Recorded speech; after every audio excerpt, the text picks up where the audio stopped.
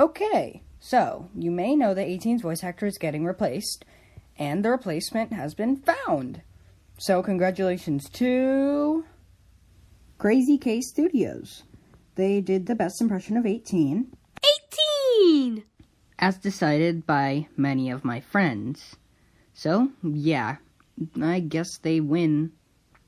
Yeah, congratulations to them for being the new voice actor of 18. And it actually went by faster than I expected. But to all the other submissions, you did pretty good attempts. Anyways, bye!